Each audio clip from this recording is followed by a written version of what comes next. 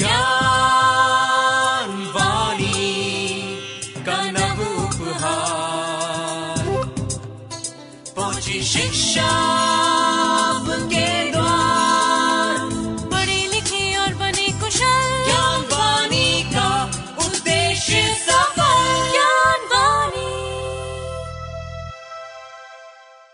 नमस्कार श्रोताओं, साप्ताहिक ज्ञान पत्रिका के एक और नवीन अंक को लेकर मैं हूं आपके साथ सविता राणा। साप्ताहिक ज्ञान पत्रिका के आज के अंक में स्टूडेंट स्पार्क सेगमेंट के अंतर्गत आप सुनेंगे इग्नू के विद्यार्थियों से बातचीत। आपका परिचय करवाएंगे इग्नू के उन विद्यार्थियों से जिन्होंने इग्नू से डिग्री लेकर हासिल की है कुछ खास उपलब्धियां, यानी वो है हमारे अद्वितीय विद्यार्थी। ओपन माइक सेगमेंट में आपको देंगे विश्वविद्यालय से जुड़ी हुई जानकारियां, तो वहीं विद्यार्थियों का मनोबल बढ़ाने के लिए होंगी कुछ मोटिवेशनल बातें। साथ ही आपको देंगे इग्नू में इन दिनों चल रही विशेष गतिविधियों की जानकारियां।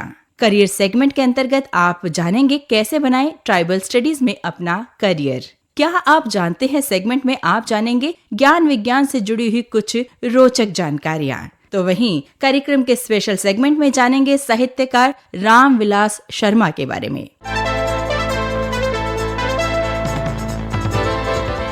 श्रोताओं, कार्यक्रम की शुरुआत करते हैं स्टूडेंट स्पार्क सेगमेंट से। हमने इग्नू की एक छात्रा अंजू परकल्ले से बातचीत की, जो इग्नू से मास्टर्स इन लाइब्रेरी साइंस का कार्यक्रम कर रही हैं, और उन्होंने इग्नू के साथ हुए अपने अनुभव हमारे साथ कुछ यूं साझा किए। I have pursued my bachelor's and master's of library science from IGNOU Goa at a time when, due to certain family commitments, I could not go out and attend regular courses. IGNOU made it possible to continue my studies. I am a full-time working college librarian and I am grateful to IGNOU for this. IGNOU has a variety of courses which every woman should take advantage of and enroll into, because it helps when we have personal or family commitments but we still want to continue our studies. Also, IGNOU has a wide range of content which is uploaded on its website, and I personally have made use of it during my studies.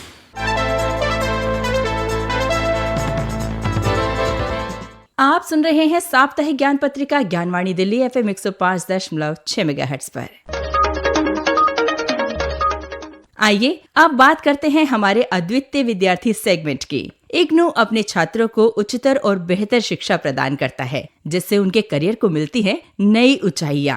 एक ऐसे ही इग्नू के छात्र हैं सुनील कुमार, जिन्होंने इग्नू से PhD किया है और अपने करियर में नई ऊंचाइयों को छुआ है। कैसा रहा उनका इग्नू के साथ अब तक का सफर, और वो क्या कहना चाहते हैं इग्नू के बारे में, आइए जानते हैं उन्हीं की जुबानी। मुझे सबसे बढ़िया बात इग्नू में ये लगी है कि हम वर्किंग होते हुए भी, I am special education teacher in directorate of education, तो उसके बावजूद भी हम यहाँ पे PhD कर पाए हैं, तो हमारे लिए बहुत बड़ी प्रिविलेज की बात है। इग्नू एक लार्जेस्ट यूनिवर्सिटी है, चाहे वो एनरोलमेंट के वे में देखें या फिर हम डिस्टेंस एजुकेशन के पर्सपेक्टिव में देखें। कंपेयर करें दूसरी यूनिवर्सिटी से, तो ये सेल्फ लर्निंग जो मटेरियल है, हम अपने वे में उसको अपने पेस पे धीरे धीरे कंप्लीट कर लेते हैं, तो उसमें कोई प्रॉब्लम नहीं आती। असाइनमेंट्स हैं, प्रोजेक्ट्स हैं, तो वो बहुत इफेक्टिव रहते हैं। ओपन यूनिवर्सिटी चाहे वो कहीं भी हैं कंट्री में, अगर हम इग्नू देखें, वो एक पेरेंट इंस्टीट्यूट है डिस्टेंस एजुकेशन का, तो यहाँ पे स्टडी मटेरियल है और उसके बाद सपोर्ट यहाँ पे बहुत मिलती है। और इसके साथ साथ जो मैं ये कहूँगा कि यहाँ पे आपको गाइडेंस जो मिलती है, चाहे आपको कोई एक असाइनमेंट करनी है या कोई प्रोजेक्ट देना है,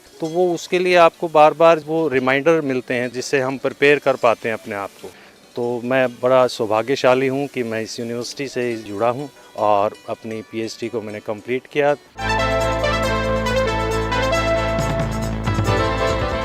आप सुन रहे हैं साप्ताहिक ज्ञान पत्रिका ज्ञानवाणी FM 105.6 मेगाहर्ट्ज पर।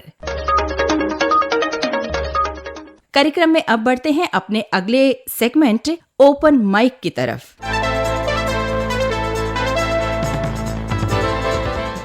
इग्नू अपने शिक्षार्थियों को ऑनलाइन और ऑफलाइन दोनों प्रकार के कार्यक्रम उपलब्ध करवाता है। साथ ही इग्नू की शिक्षा व्यवस्था बेहतर और लचीली है, जो शिक्षार्थियों को उनकी सुविधा और समय के अनुसार अपनी पढ़ाई पूरी करने की पूरी आजादी देती है, ताकि वे पढ़ाई के साथ साथ अपने जीवन को भी समायोजित कर सके। तो आप कैसे इग्नू में अपनी पसंद के कार्यक्रम में प्रवेश ले सकते हैं और क्या कुछ खास है इग्नू में अपने शिक्षार्थियों के लिए, इस विषय पर विस्तार से जानकारी दे रहे हैं इग्नू के school of extension and development studies के प्रोफेसर निहाल फारूकी। इग्नू एक ऐसी यूनिवर्सिटी है जहाँ पे फ्रीडम है आपको। एज इज नॉट ए बार। आप किसी एज के हों, आप कभी एडमिशन ले सकते हैं और किसी प्रोग्राम में ले सकते हैं। साथ में आप रेगुलर प्रोग्राम में भी अगर कन्वेंशनल यूनिवर्सिटी में है, आप एक डिप्लोमा या एक मास्टर्स डिस्टेंस मोड में कर सकते हैं। और इग्नू में सबसे अच्छी बात है कि असाइनमेंट्स आपको दिए जाते हैं, प्रोजेक्ट्स देते हैं। प्रोजेक्ट्स में हैंड्स ऑन ट्रेनिंग, आप फील्ड में जाते हैं, फील्ड में जा करके आप अपने सुपरवाइजर से डिस्कस करके एक प्रॉब्लम आइडेंटिफाई करते हैं और उसके बारे में रिसर्च करते हैं। तो ये आपको कॉन्फिडेंस आएगा कि आप इंडिविजुअली आप भी रिसर्च कर सकते हैं, जो कन्वेंशनल स्टडीज में ये चीज नहीं होती है। तो ये कॉन्फिडेंस के बाद आप फर्दर रिसर्च भी कर सकते हैं। तो ये सब इग्नू के प्लस पॉइंट्स है।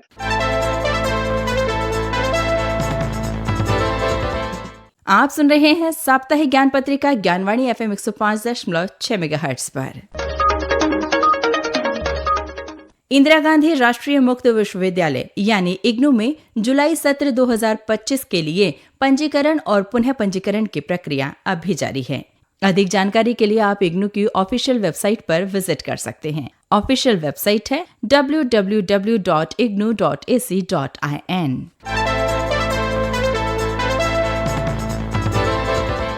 इंदिरा गांधी राष्ट्रीय मुक्त विश्वविद्यालय यानी इग्नू ने दिसंबर सत्र 2025 के टर्म एंड एग्जामिनेशन का बदला हुआ शेड्यूल जारी कर दिया है। इस कार्यक्रम के मुताबिक अब परीक्षाएं 1 दिसंबर 2025 से शुरू होकर 14 जनवरी 2026 तक चलेंगी। इस बार परीक्षाएं पेन पेपर और कंप्यूटर बेस्ड दोनों ही मोड में आयोजित की जाएंगी। इसके लिए आपको सबसे पहले परीक्षा फॉर्म यानी एग्जामिनेशन फॉर्म भरना होगा, जिसके लिए आप लॉगिन कर सकते हैं exam.ignu.ac.in पर। जो विद्यार्थी पहले से ही स्टूडेंट्स पोर्टल पर रजिस्टर्ड है, वे सीधे लॉगिन कर सकते हैं और अपना फॉर्म भर सकते हैं, जबकि नए विद्यार्थियों को पहले रजिस्ट्रेशन कराना होगा। परीक्षा फॉर्म भरने की अंतिम तिथि 20 अक्टूबर 2025 है। आपको यहाँ पर बताना चाहेंगे कि इस बार समर्थ पोर्टल के जरिए ही एग्जामिनेशन फॉर्म भरने होंगे। एक बार परीक्षा केंद्र और विषय चुन लेने के बाद इसमें किसी भी प्रकार के बदलाव की संभावना नहीं होगी। इससे संबंधित कोई भी जानकारी यदि आप हासिल करना चाहते हैं तो आप इग्नू की वेबसाइट पर देख सकते हैं। इग्नू की आधिकारिक वेबसाइट है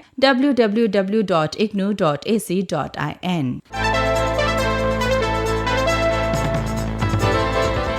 इंदिरा गांधी राष्ट्रीय मुक्त विश्वविद्यालय यानी इग्नू के वो विद्यार्थी जो कि दिसंबर 2025 टर्म एंड एग्जामिनेशन देना चाहते हैं, वो अपने स्वयं लिखित असाइनमेंट 31 अक्टूबर 2025 तक जमा कर सकते हैं। ओडीएल और ऑनलाइन दोनों ही कार्यक्रम के विद्यार्थी अपने असाइनमेंट निर्धारित तिथि तक बताए गए फॉर्मेट में जमा कर सकते हैं। विद्यार्थियों को आवश्यकता के अनुसार असाइनमेंट की हार्ड कॉपी या सॉफ्ट कॉपी जमा करनी होगी। असाइनमेंट जमा करवाते समय विद्यार्थी अपनी संबंधित जानकारी जैसे नाम, enrolment number, programme code, course code और स्टडी सेंटर कोड, ये सभी जानकारियां ध्यान पूर्वक अंकित करें तथा भविष्य में संदर्भ के लिए अपने असाइनमेंट की एक फोटोकॉपी अपने पास अवश्य रखें। इस विषय में अधिक जानकारी आप इग्नू की वेबसाइट पर देख सकते हैं। इग्नू की वेबसाइट है www.ignu.ac.in।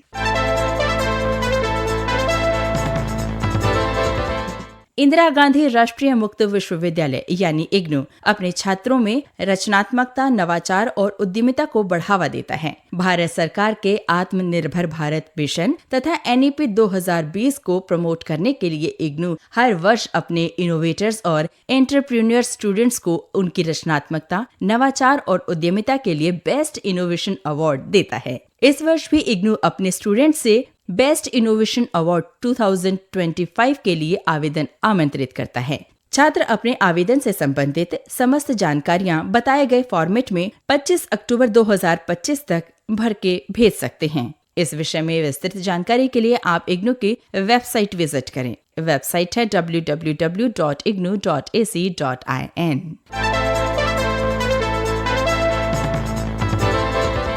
तो ये थी इग्नू से संबंधित जानकारियां।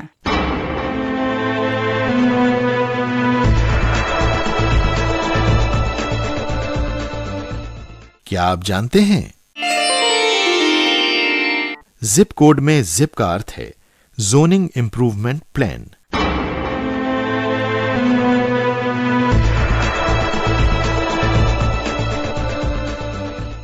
आप सुन रहे हैं साप्ताहिक ज्ञान पत्रिका ज्ञानवाणी दिल्ली FM 105.6 मेगाहर्ट्ज पर।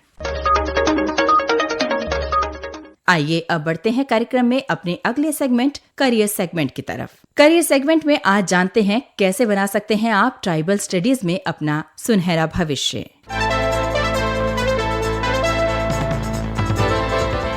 ट्राइबल स्टडीज एक ऐसा क्षेत्र है जिसमें आदिवासी समुदाय की संस्कृति, भाषा, इतिहास, सामाजिक संरचना, रहन सहन और आर्थिक स्थितियां और चुनौतियों का अध्ययन किया जाता है। ये अध्ययन शहरी क्षेत्रों से दूर पहाड़ों और जंगलों में रहने वाले आदिवासी जनजातियों की पहचान, परंपराओं और विकास से जुड़ा होता है। अगर आपको आदिवासी समाज को समझने और उनके कल्याण में योगदान देने में रुचि है, तो ये करियर आपके लिए एक बेहतर विकल्प हो सकता है। इस क्षेत्र में ज्यादातर कोर्सेज 12वीं के बाद ही उपलब्ध हैं। इसके बाद आप कर सकते हैं सर्टिफिकेट, डिप्लोमा या फिर डिग्री कोर्स। सर्टिफिकेट कोर्स में आप कर सकते हैं certificate in tribal studies in India या diploma in tribal studies in India. इसके अलावा आप इस विषय में BA और MA भी कर सकते हैं। ये कोर्स आदिवासी जीवन की बुनियादी जानकारी देते हैं, जैसे उनकी संस्कृति, उनकी जरूरतें और उनके विकास के लिए किस तरह की योजनाएं बनाई जाएं।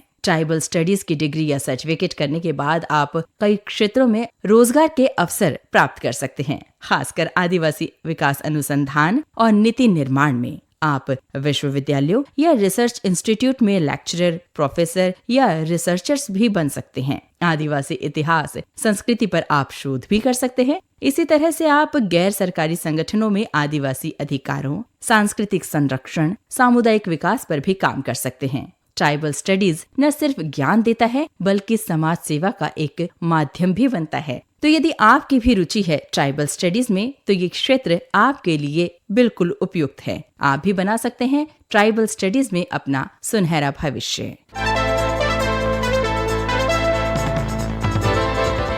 आप सुन रहे हैं साप्ताहिक ज्ञान पत्रिका ज्ञानवाणी दिल्ली FM 105.6 मेगाहर्ट्ज पर। कार्यक्रम में अब बढ़ते हैं हमारे स्पेशल सेगमेंट की तरफ। स्पेशल सेगमेंट के अंतर्गत आज जानते हैं साहित्यकार डॉक्टर रामविलास शर्मा के विषय में।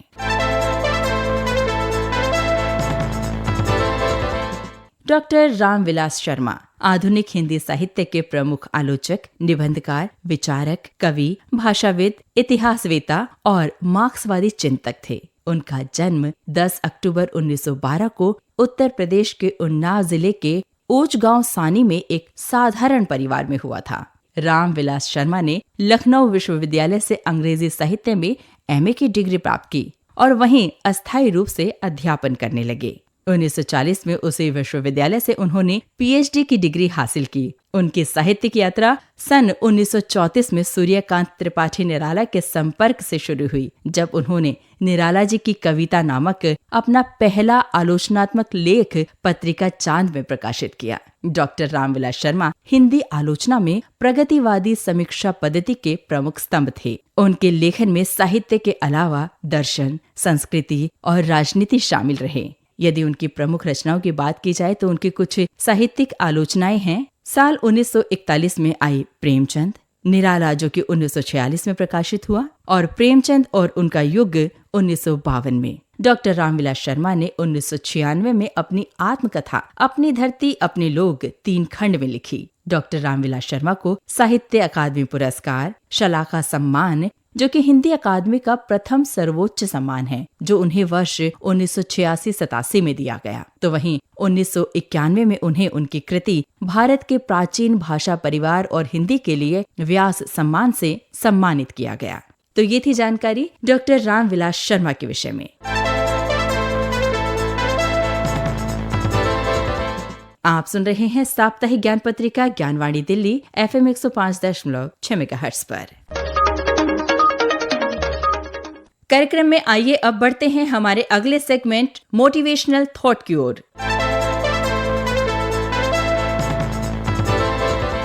महान दार्शनिक और शिक्षाविद श्री अरबिंदो घोष का शिक्षा में शिक्षक की भूमिका के विषय में कथन है, शिक्षक की भूमिका एक मार्गदर्शक यानी गाइड के रूप में होनी चाहिए, न कि नियंत्रक के रूप में। अर्थात शिक्षक को शिक्षा में बच्चों को स्वतंत्र और स्व अनुशासन के लिए प्रोत्साहित करना चाहिए और समय समय पर उनका उचित मार्गदर्शन करना चाहिए ताकि बालक अपनी आंतरिक शक्तियों को पहचान सके। बालकों के कार्यकलापों पर नियंत्रण रखने से उनकी कार्यक्षमता क्षीण होती है। अभी आप सुन रहे थे कार्यक्रम साप्ताहिक ज्ञान पत्रिका।